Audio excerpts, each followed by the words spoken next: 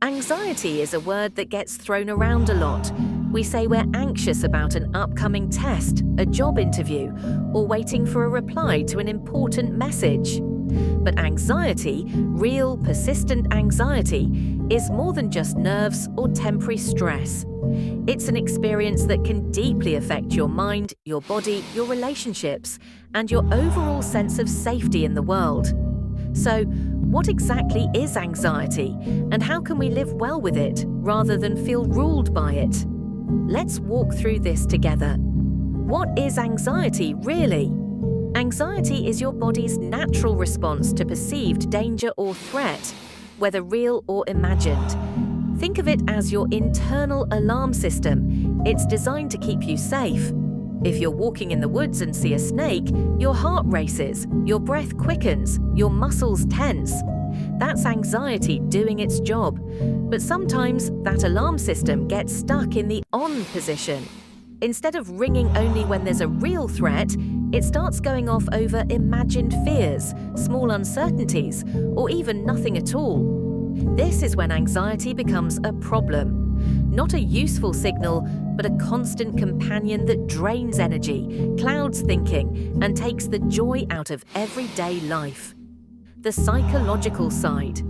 Psychologically, anxiety often shows up as excessive worry or fear that's difficult to control, a sense of dread or doom, racing thoughts or mental restlessness, difficulty concentrating, irritability, or feeling on edge.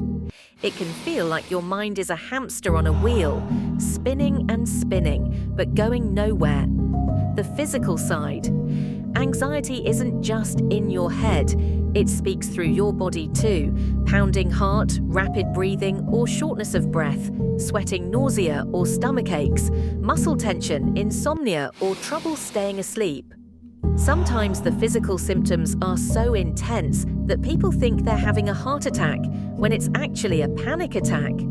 Types of anxiety disorders. Anxiety exists on a spectrum.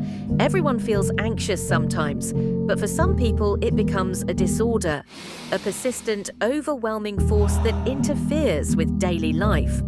Anxiety doesn't look the same for everyone. There's generalized anxiety, panic disorder, social anxiety, and phobias. But they all have something in common: fear that feels too big to manage. Here are a few of the most common types. 1. Generalized anxiety disorder, GAD. Imagine carrying a heavy backpack full of what-ifs. What if I lose my job? What if I get sick? What if my loved one gets hurt? All day, every day. That's GAD. People with GAD worry excessively about a wide range of things, even when there's no obvious reason to be concerned. 2. Panic disorder. This involves sudden, intense episodes of fear called panic attacks, which can strike without warning. Your chest tightens, you can't catch your breath, your vision narrows. It's terrifying, and often leads to a fear of fear itself, where people begin to avoid situations that might trigger another attack. Social anxiety disorder. This is more than shyness. It's a deep fear of being judged, embarrassed, or humiliated in social situations. Speaking in public, going to a party, or even eating in front of others can feel unbearable. 4. Phobias. Phobias are intense, irrational fears of specific things, like spiders, heights, flying, or needles. The fear is so overwhelming that people will go to great lengths to avoid the trigger, even if it limits their life. One of the best tools for anxiety? Therapy, especially cognitive behavioral therapy, or CBT. CBT helps you catch anxious thoughts, question them, and reframe them in ways that bring peace instead of panic. How can we cope?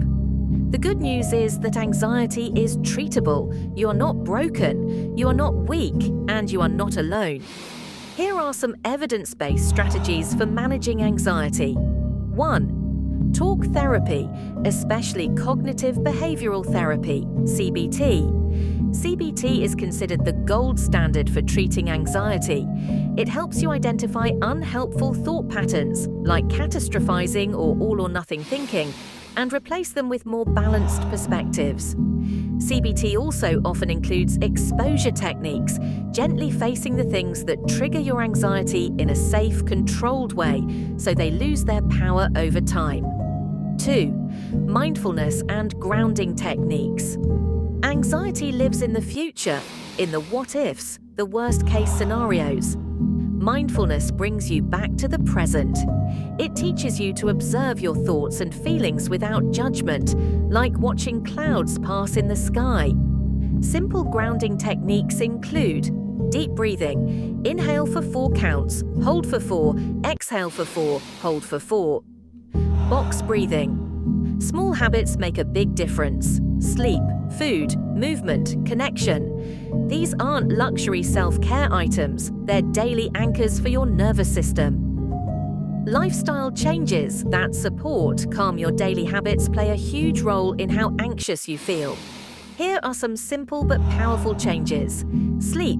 Aim for 7 to 9 hours. Sleep deprivation is a major anxiety trigger. Nutrition. Blood sugar crashes and caffeine spikes can mimic anxiety. Eat balanced meals and limit stimulants. Exercise. Movement burns off excess stress hormones. Even a brisk walk can help reset your nervous system. Connection. Talk to someone you trust. Anxiety thrives in isolation but shrinks in safe relationships. For some people, medication is part of the journey, and that's okay. Taking medication for anxiety doesn't mean you're weak. It means you're taking care of yourself, and that's powerful. If you're considering medication, talk to a psychiatrist or primary care doctor who can walk you through the risks, benefits, and options. Know when to seek help. If anxiety is stopping you from living the life you want, talk to someone, a friend, a doctor, a therapist. You don't have to do this alone. If anxiety is interfering with your ability to work, sleep, maintain relationships, or enjoy life, it's time to reach out. You don't have to wait until things are unbearable. Early support can make a huge difference. A few signs it's time to talk to a mental health professional. Panic attacks or physical symptoms with no clear cause. Constant worry that you can't turn off. Avoiding situations out of fear. Feeling disconnected, overwhelmed, or hopeless. You are not alone. You are not weak. You are healing. You are still you.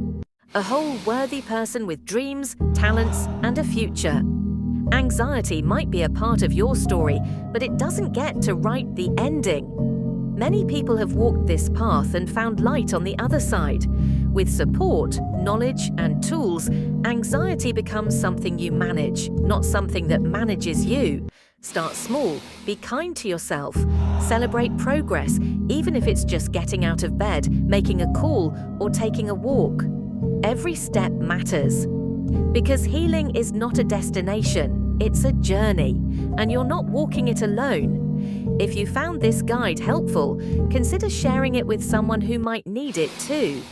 You never know who's silently struggling, and your small act of compassion could be the beginning of someone else's healing.